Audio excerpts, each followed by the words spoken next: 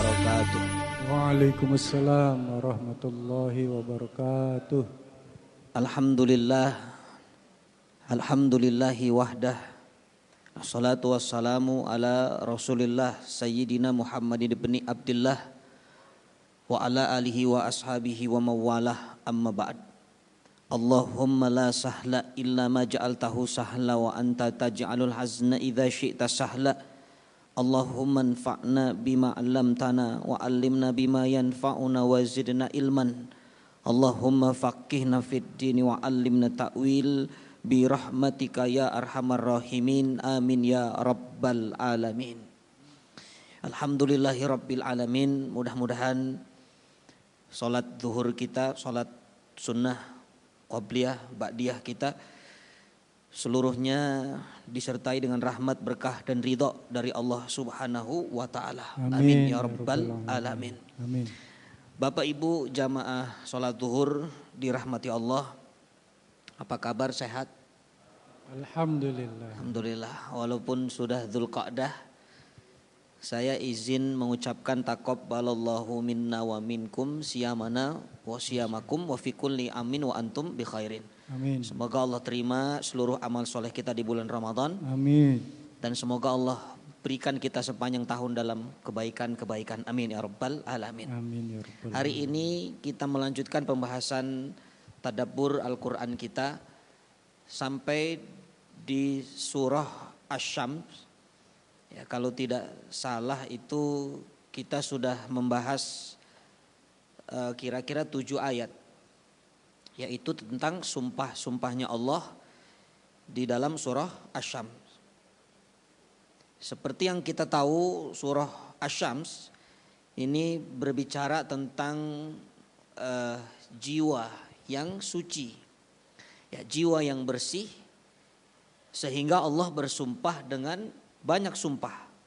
Ya, ada kira-kira 11 sumpah, kita sudah bahas semuanya.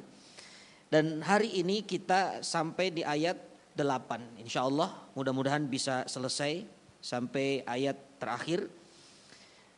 Kita baca dulu ayatnya. Bapak Ibu silakan buka mushafnya atau aplikasinya. Ya, a'udzu billahi minasyaitonir rajim. Bismillahirrahmanirrahim. Wasyamsi wa duhaha wal qamari idza talaha wan nahari idza jallaha wal laili idza yaghshaha was samaa'i wa ma banaha wal ardi wa ma tahaha wa nafsin wa ma sawwaha fa alhamaha fujuraha wa taqwaha qad aflaha man zakkaha wa qad khaba man dassaha kadzabat thamud bitagwaha idzim ba'atha ashqaha faqala lahum rasulullahi naqatallahi wa suqyaha fakadzabuhu fa'aqaruha فدمدم عليهم ربهم بذنبهم فسواها ولا يخاف عقباها Shadaqallahul azim. Allahumma arhamna bil Quran. Bapak Ibu dirahmati Allah, ayat 8. Fa'alhamaha fujuraha wa taqwaha. Untuk menyempurnakan ingatan kita, mungkin bisa di review. Kalau ada YouTube-nya yang kemarin, kalau ada silakan diulang dari sumpahnya Allah itu. Ya, Allah bersumpah dengan beberapa makhluknya, tapi intinya kemarin adalah Allah ingin mengatakan demi jiwa serta penyempurnaan ciptaannya. Itu ayat ke-7. Ya, betapa sempurnanya jiwa ini Allah ciptakan. Apa tanda sempurnanya jiwa ini? Di ayat setelahnya Allah berfirman, fa'alhamaha fujuraha wa taqwaha. Ya, maka dia mengilhamkan kepadanya jalan kejahatan dan ketakwaan. Ada fujur, ada takwa. Allah yang mengilhamkan. Ya, ilham itu untuk kita manusia. Kalau nabi itu namanya wahyu. Kalau nabi namanya wahyu atau mukjizat. Dari mimpi bisa, ya, secara langsung ketemu Jibril atau secara langsung dialog dengan Allah. Tapi kalau manusia namanya ilham dan didapatkannya biasanya dari mimpi. Nah, jadi mungkin tuh orang soleh mimpinya bisa menjadi petunjuk, itu namanya ilham. Kalau wali Allah itu namanya karomah. Ya, wali-wali Allah tuh namanya karomah. Kalau manusia biasa itu maunah, ya, pertolongan Allah namanya maunah. Nah, ilham ini, ya, dikatakan di dalam ayat ini Allah mengilhamkan kepadanya jalan kejahatan dan ketakwaan. Kenapa fujur baru takwa? Fujur itu jamaknya, bentuk mufradnya adalah fajir. Artinya orang yang berbuat maksiat. Fajirun itu fa'ilnya, pelakunya, fajir. Fujur itu perbuatannya. Nah, kenapa fujur baru takwa? Kenapa tidak fa'alhamaha takwaha baru wa fujuraha? Kenapa enggak takwa dulu baru fujur? Ini hikmahnya luar biasa. Bapak Ibu, saya tanya kira-kira lebih baik maksiat dulu, tobat lalu mati, apa takwa dulu, maksiat lalu mati? Lebih baik yang mana tuh? Enggak ada pilihan ketiga, enggak ada. Cuman dua pilihannya. Fujur dulu, takwa lalu mati. Itu lebih indah. Itu yang disebut husnul khatimah. Karena manusia itu mungkin ada yang namanya su'ul bidayah, su'ul khatimah. Awalnya jelek, ujungnya juga jelek. Ini model manusia seperti Fir'aun, Qarun, Haman, ya, kemudian dikatakan orang-orang kafir, Abu Jahal, Abu Lahab, itu disebut su'ul bidayah, su'ul khatimah. Ada yang sebaliknya, husnul bidayah, su'ul khatimah. Awalnya bagus tapi ujungnya jelek. Contohnya siapa nih? Awalnya baik tapi ujungnya jelek. Iblis, laknatullah. Iblis itu dulunya kan ma'rifatullah, kenal Allah, minal muqarrabin. Tapi karena kesombongannya itu akhirnya divonis laknatullah, ahli neraka selama-lamanya. Nah, ada juga manusia yang modelnya dari awal sampai ujung itu soleh terus, husnul bidayah, husnul khatimah. Ada nggak orang begini, Pak? Ini bukan kita, pasti bukan kita. Ini para nabi. Para nabi. Makanya nabi itu nggak ada nabi mantan pemabok, nggak ada. Nabi mantan nyembah berhala, tidak mungkin. Jadi nabi itu dari sejak awal sudah soleh, husnul bidayah, awalnya bagus, ujungnya pun husnul atau dikatakan husnul khatimah. Ya, jadi awalnya bagus, endingnya bagus. Nah, tapi kita ini manusia, ya kita ini manusia yang beriman, siapapun dia, mungkin awalnya buruk, Pak, su'ul bidayah, mungkin. Tapi nanti akhirnya harapannya adalah husnul khatimah. Contohnya siapa? Umar ibn Khattab radhiallahu anhu. Umar itu terkenal dulu mau bunuh Nabi, Pak. Benci Islam. Tapi sekarang kuburannya bersama Rasulullah sallallahu alaihi wasallam. Makanya kita nggak boleh memvonis orang ketika orang itu masih hidup. Tidak boleh bagi kita mengatakan itu ahli neraka, itu orang kafir, atau dikatakan itu orang yang su'ul khatimah, kita nggak boleh. Ya, kalau dikatakan kita menyebutkan ya orang itu memang saat ini dia kafir, itu enggak apa-apa saat ini. Tapi kalau sampai mati itu orang nggak bakalan Islam. Itu nggak boleh Pak. Karena kita tidak tahu akhir kita seperti apa. Nah ayat ini ya hikmahnya diantaranya adalah Allah menciptakan ada fujur, ada takwa. Tapi lihat, kalau bicara fujur, siapapun pasti pernah berbuat fujur. Kita ini manusia. Ya, walaupun setelah Ramadan kemarin dicuci, ya 1 bulan penuh, Syawal kemarin mungkin nggak maksiat Pak? Mungkin. Bapak Ibu tahu ketika Idul Fitri kemarin, setan itu murka. Ya, inna iblis, sesungguhnya iblis yasiu, ya iblis itu berteriak menjerit, dia murka. Lalu datang itu followernya iblis. Ini yang murka ini jenderalnya iblis Pak. Followernya datang, followernya bertanya, wahai Tuhan, apa yang membuat Anda murka?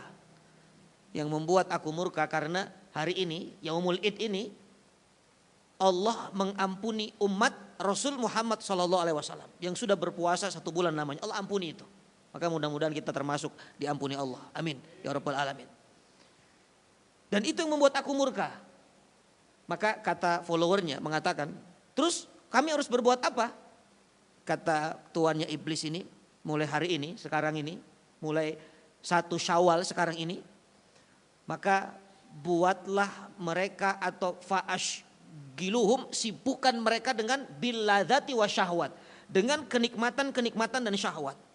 Makanya 1 Syawal jujur, ada nggak 1 Syawal kemarin yang 1 juz baca Quran Pak?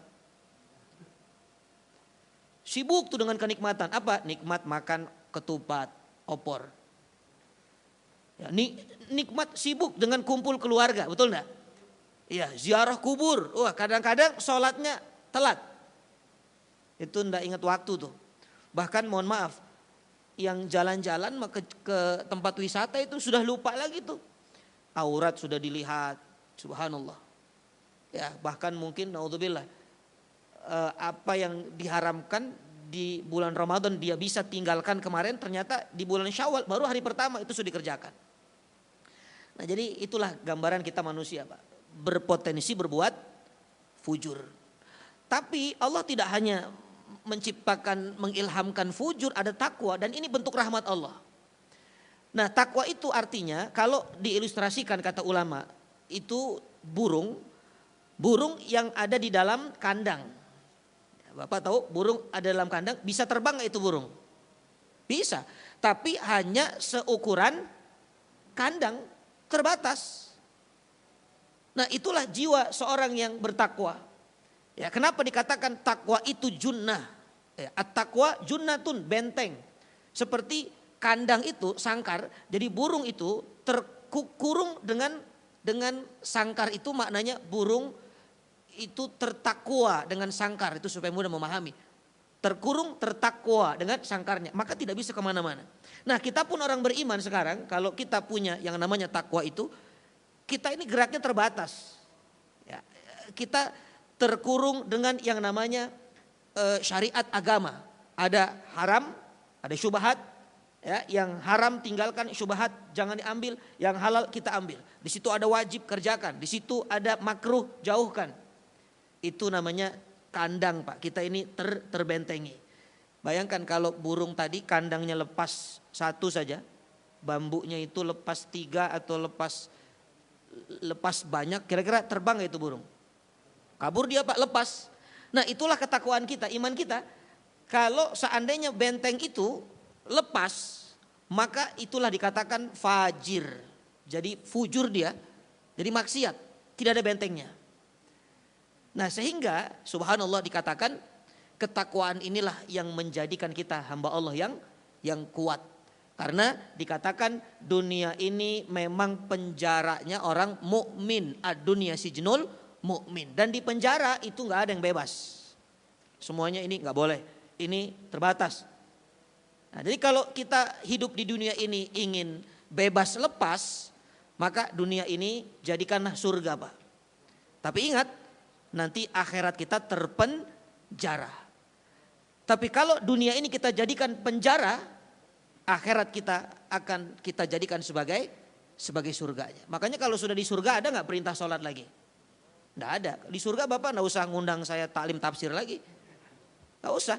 Ya, di surga nggak usah lagi ada infak, sedekah, nggak usah. Surga itu tempat untuk menikmati, ya, merasakan kenikmatan yang Allah janjikan, yang tidak pernah kita lihat di dunia, tidak pernah kita dengar di dunia, dan tidak pernah kita rasakan, kita bayangkan di dunia. Itulah dikatakan apa? Surganya Allah Subhanahu wa taala.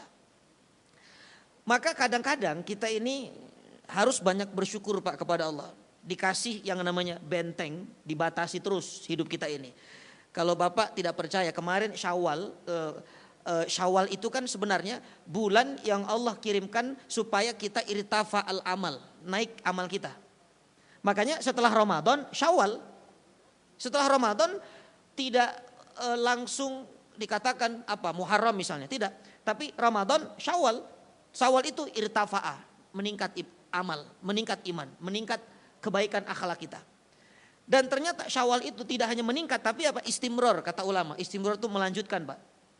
Yang sudah dibangun di bulan Ramadan dilanjutkan kemarin di bulan Syawal. Tapi itu tidak lama, ya hanya 1 bulan. Dan mungkin banyak yang lepas di sini. Makanya tadi saya tanya 1 Syawal siapa yang baca Quran? Gak ada. 1 Syawal maghrib, 1 Syawal itu sudah maghrib malam takbiran kan 1 Syawal itu. Ada nggak yang masih terawih?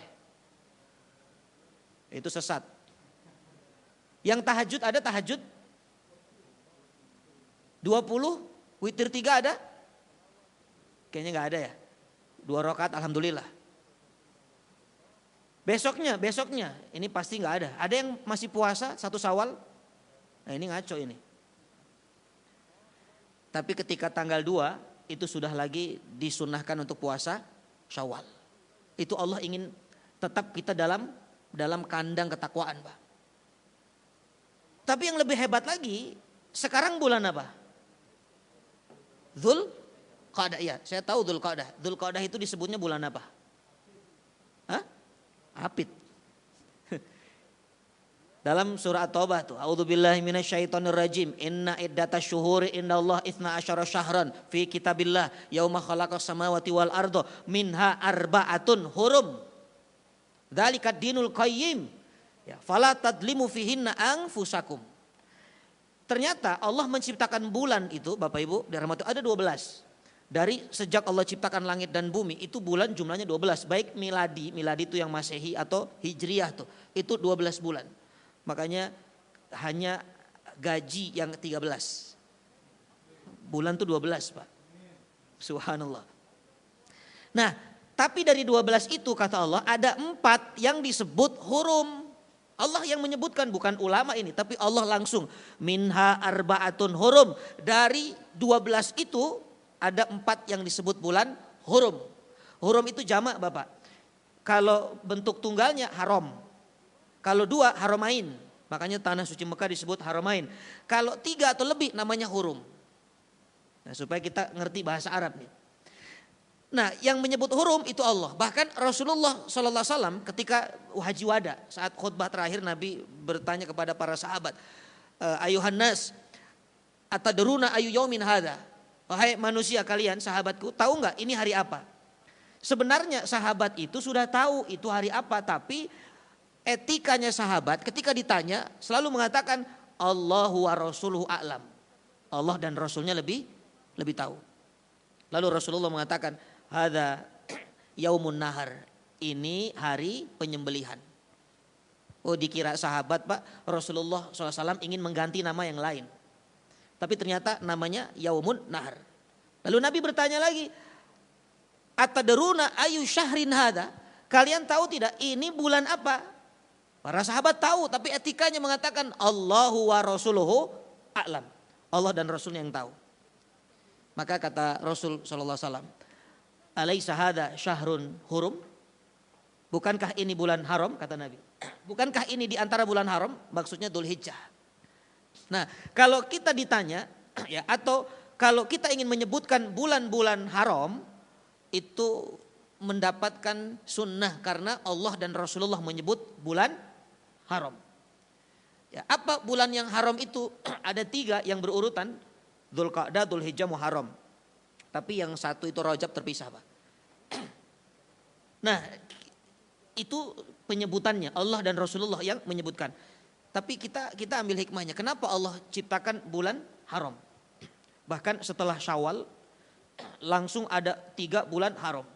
Di antara tujuannya kata ulama supaya kita tetap berada dalam ketakwaan. Subhanallah.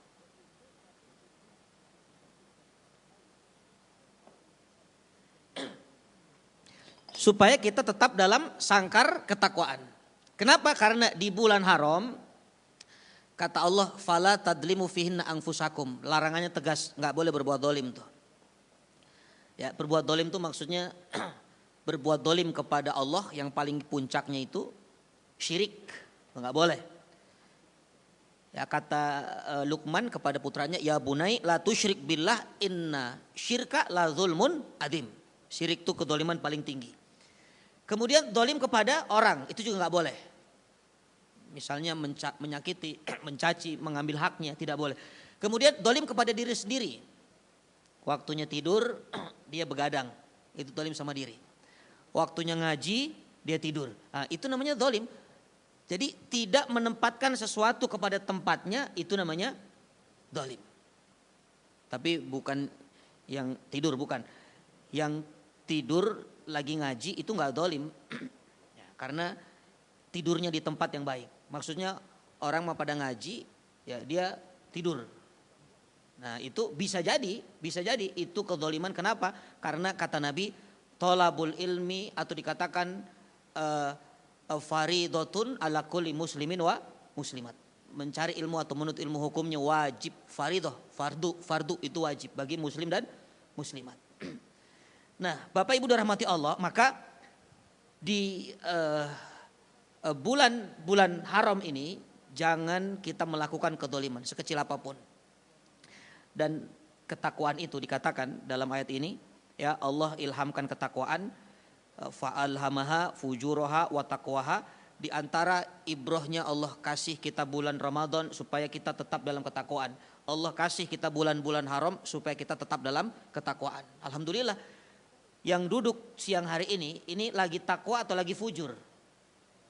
Takwa kan? Ya, mungkin bisa nggak balik lagi ke fujur? Kapan itu? Selesai ngaji, jangan. Ya, jangan balik lagi ke fujur. Kita usaha keras untuk tidak kembali lagi kepada kemaksiatan.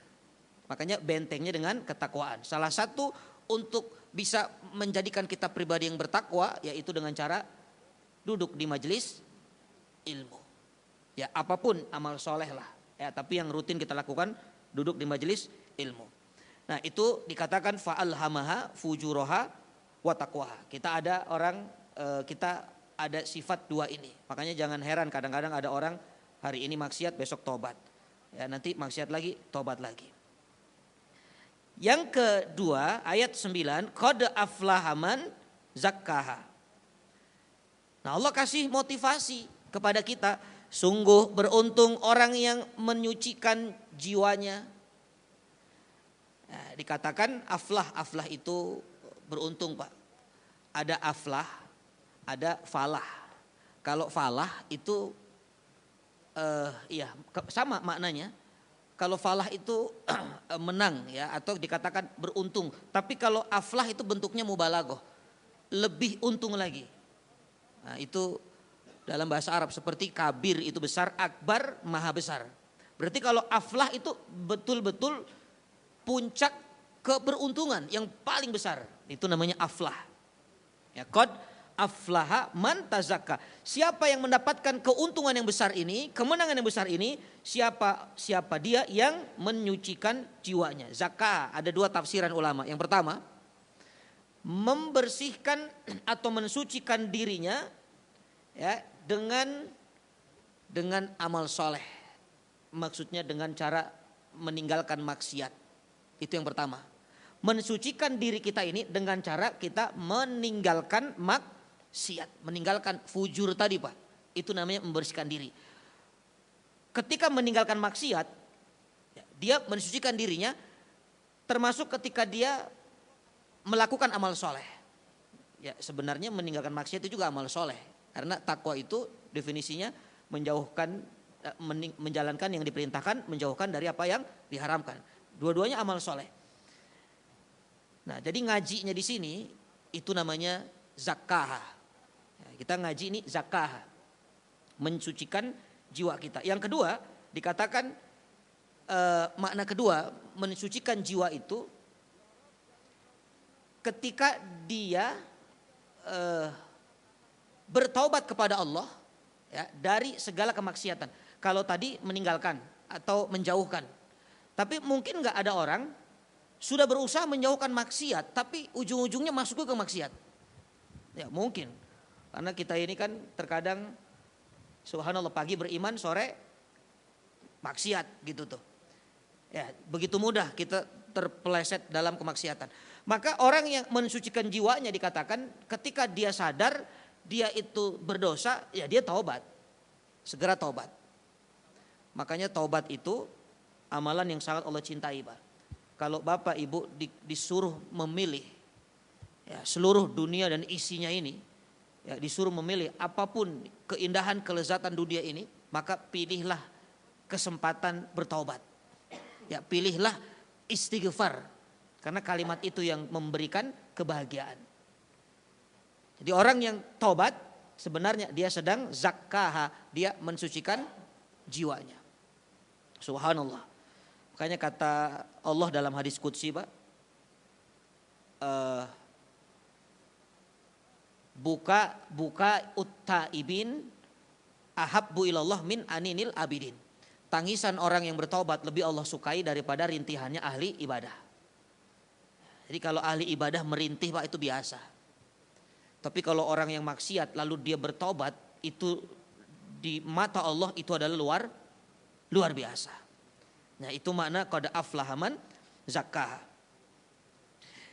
Ayat 10, wa qad khaba man dassaha, dan sungguh rugi orang yang mengotorinya.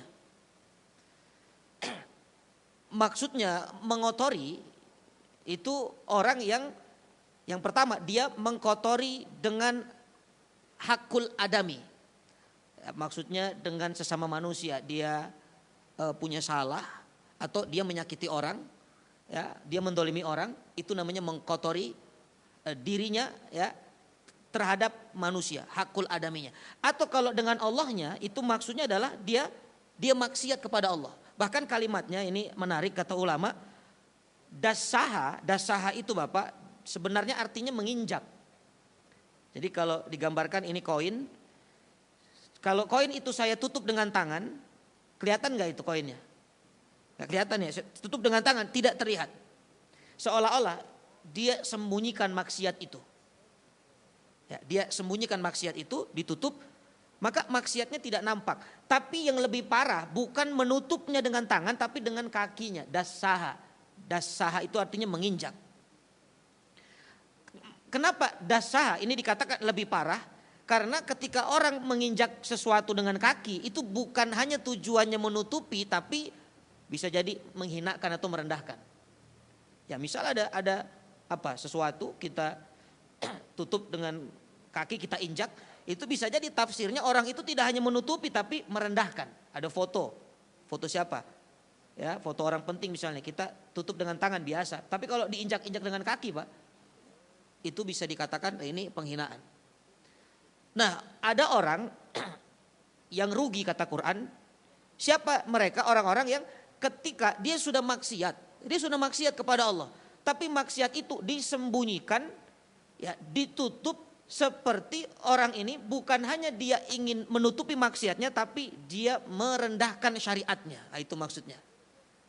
Jadi biasa aja, Pak, maksiatnya biasa aja. Dia ya mohon maaf, dengar adzan.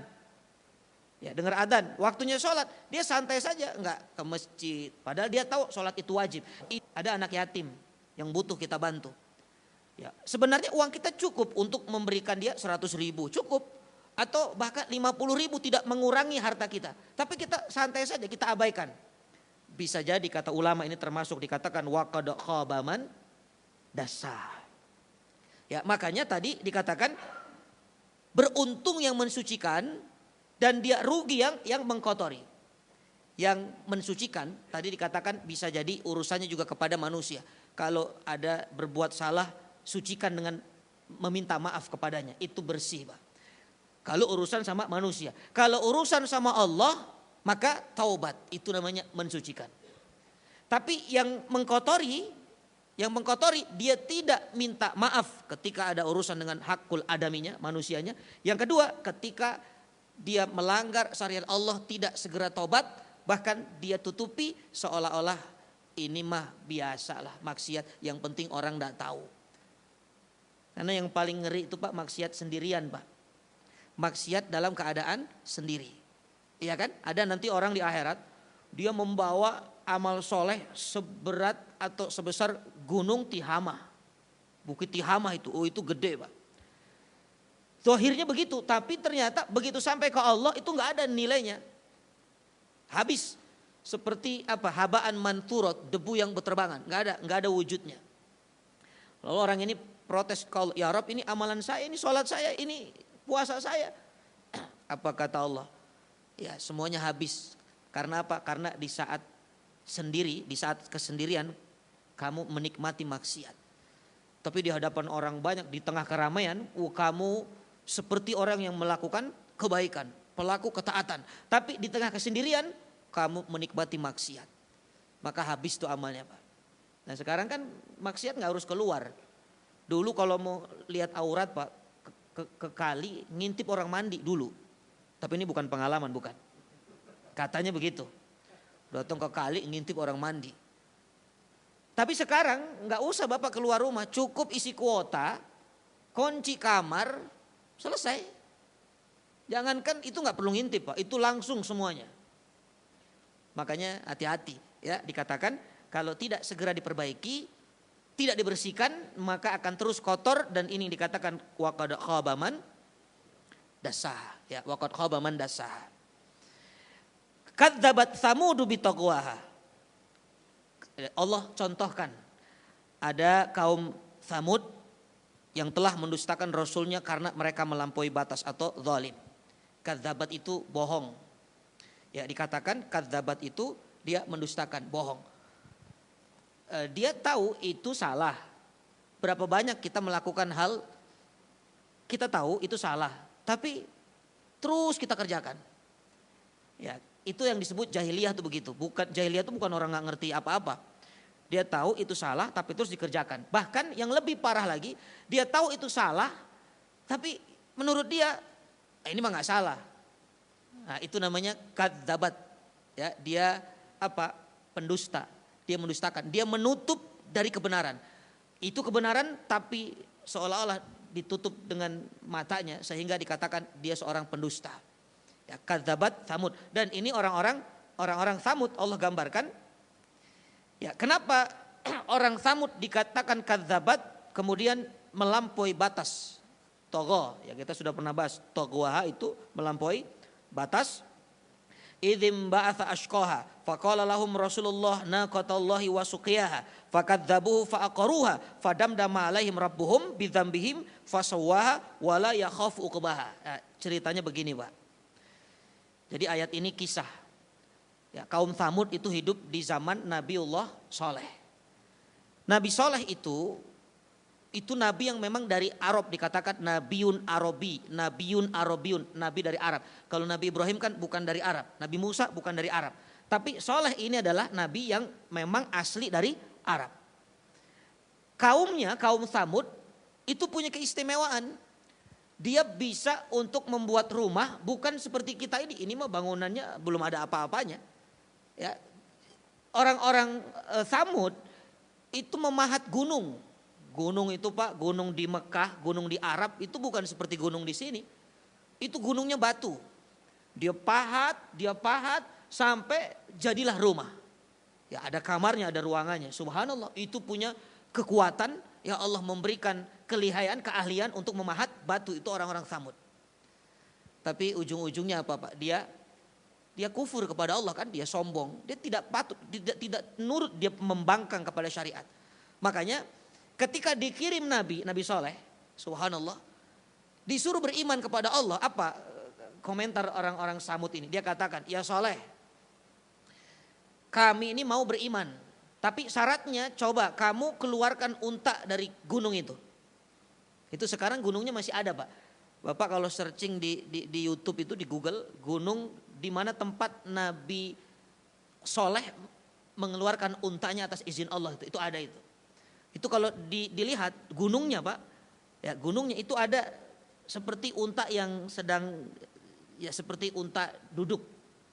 Subhanallah, itu tempat di mana batu itu keluar unta. Ini mukjizat namanya.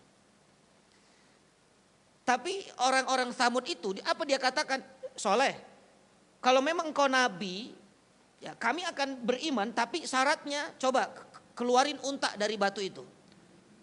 Iya, aku akan minta kepada Allah, aku akan berdoa. Tapi untanya harus yang spesial ya. Untanya harus punya keutamaan, jangan seperti unta-unta yang lain, harus beda ini mah. Iya, kata Soleh, aku akan berdoa kepada Tuhanku. Tapi yang hamil ya, yang hamil untanya yang hamil. Iya, kata Soleh, aku akan minta kepada Tuhanku. Tapi hamilnya tuh yang 10 bulan supaya sebentar lagi lahiran, subhanallah. Ini orang begini Pak sebenarnya dia nggak mau beriman. Ya, cuman apa? Namanya istihza, tuh dia menghinakan. Seperti kalau kita mau beli sesuatu lah. Ya, Pak, ini jual kerupuk ya, ada nggak kerupuk yang putih Pak? Ini banyak yang putih.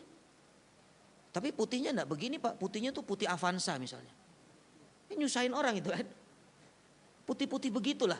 Oh ada nih begini, oh tapi ini terlalu besar Pak ukurannya. Ada yang agak kecil ada enggak? Oh ada itu yang kecil. Oh ini ada kecil ya. Tapi Pak ini rasanya rasa apa ya Pak? Ini rasa ikan. Saya cari yang putih kecil rasanya jengkol katanya subhanallah. Oh itu ada tuh rasa jengkol, ada Pak ada. Oh Pak ini jengkolnya jengkol mana? Jengkol Betawi atau saya cari jengkolnya jengkol Tasik katanya. Bapak sebenarnya niat orang ini mau beli atau enggak? Dia berharap ujung-ujungnya pedagangnya mengatakan enggak ada ini. Oh kalau enggak ada enggak jadi Pak maaf. Sebenarnya dia enggak mau beli, hanya diputer-puter itu. Sama ini orang-orang Tsamud sebenarnya enggak mau beriman, tapi hanya katanya apa? Minta syarat untanya harus yang punya keutamaan. Untanya harus hamilnya 10 bulan supaya lahiran. Dan ketika nanti melahirkan anaknya harus mirip dengan induknya, jangan ada beda. Subhanallah. Karena ini mukjizat, ya permintaannya dipenuhi. Subhanallah, akhirnya apa? Keluarlah itu unta Pak dari batu, persis seperti apa yang diminta oleh kaum Tsamud. Ya, hamil. Subhanallah. Sebentar lagi melahirkan persis induknya itu mirip anaknya dengan induknya, tidak ada bedanya. Dari bulunya, matanya, semuanya persis mirip. Lalu kata Nabi Soleh, jaga unta ini. Ini adalah naqatullah, dikatakan untanya Allah jaga, disuruh jaga Pak, dirawat.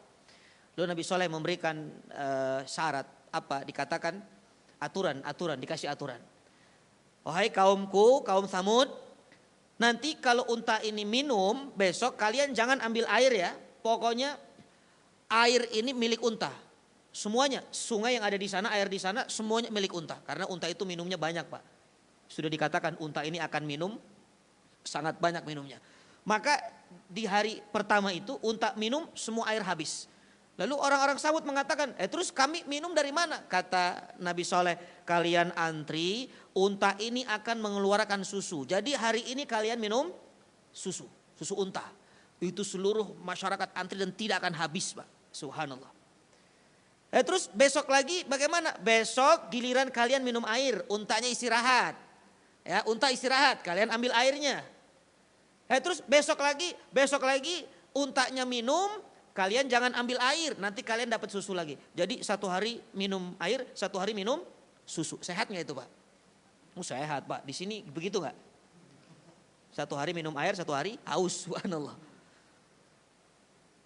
Nah tapi ada orang yang tidak suka. Ini namanya Qudar bin Salif. Ya, Qudar bin Salif. Dia punya rencana, dia pemuka di sana, memang orang yang disegani di kaum Tsamud itu. Dia bilang begini, ini kayaknya kita nih dibodohi sama Soleh ini. Masa minum air, minum susu, air susu, Di saat kita butuh air dipaksa minum susu.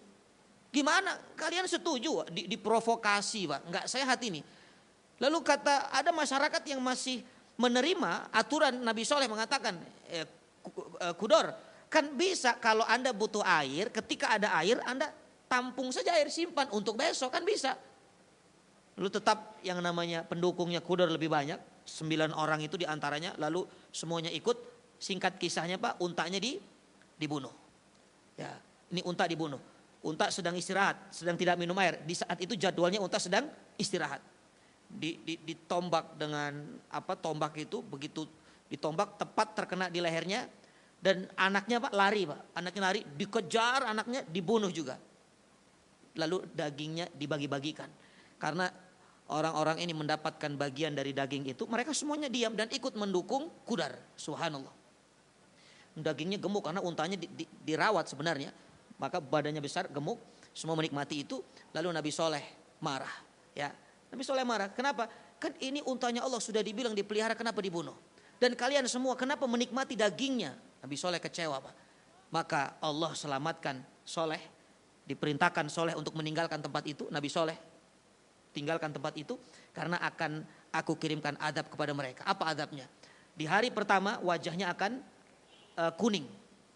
Di hari kedua wajahnya akan merah, di hari ketiga wajahnya akan menghitam. Maka sampaikan kepada kaummu, kalau mau bertobat aku ampuni, kata Allah. Nabi Soleh menyampaikan, ayuhan nas kalian semuanya, karena perbuatan kalian mengundang murka Allah, maka sebelum azab Allah itu datang segera taubat. Besok akan dibuat kuning wajah Anda, itu muqaddimahnya azab dan itu masih bisa taubat. Hari berikutnya wajah kalian akan merah dan itu muqaddimah kedua dan itu masih bisa taubat.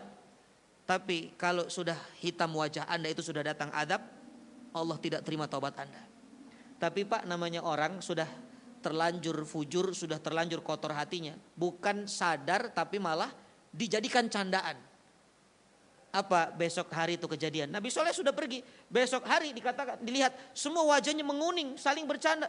Wajahmu sudah kuning itu, kamu juga kuning, kamu kuning juga. Besok merah ya, oh besok hitam, berarti diadab kita. Justru jadi candaan. Walhasil begitu sudah tiba harinya, itu dikatakan hitam wajahnya, maka kata Allah, fadamdama alaihim rabbuhum. Damdam itu begini Pak, ibarat tempat. Ini tempat nih, ini kan ada masjid nih, ada masjid, ada bangunan. Bapak kerja di sini sudah berapa lama? Ya, tiba-tiba tempat ini digusur rata, sudah tidak ada sisa bangunan sekarang ini Pak. Jadi sudah seolah-olah Bapak begitu kesini lagi sudah tidak ingat. Ini kok jadi apa rata, nggak ada apa, padahal dulu ada bangunan. Nah itulah kata-kata fadamdama. Allah ratakan, Allah hancurkan, tidak ada bekas seperti kaum Tsamud tidak pernah menikmati kehidupan di sana. Itu fadamdama tuh maknanya. Yang menarik ujungnya Pak, Allah katakan wala yakhafu uqbah. Bapak Ibu dirahmati Allah, kalau ibu bapak marah sama anak nih, jewer, kadang mukul anak, ada nggak rasa penyesalan tuh orang tua? Ada ya? Ada. Ya Allah, kasihan ya anak nih. Bahkan ada orang tua yang hatinya itu nggak tega, dia datangi anaknya, maaf ya dek, kakak maaf ya, kemarin ayah marah ya. Walaupun tujuannya sayang. Nah itu manusia Pak. Ada atasan marah sama bawahan. Kadang-kadang subhanallah besok ditraktir atasannya. Kenapa? Oh ini mau minta maaf nih, ngerasa salah. Tapi Allah ketika sudah memberikan azab kepada hambanya, kepada orang-orang yang durhaka kepadanya, wala yakhafu uqbah, tidak ada sedikit pun Allah menyesal Pak dengan murkanya, nggak ada.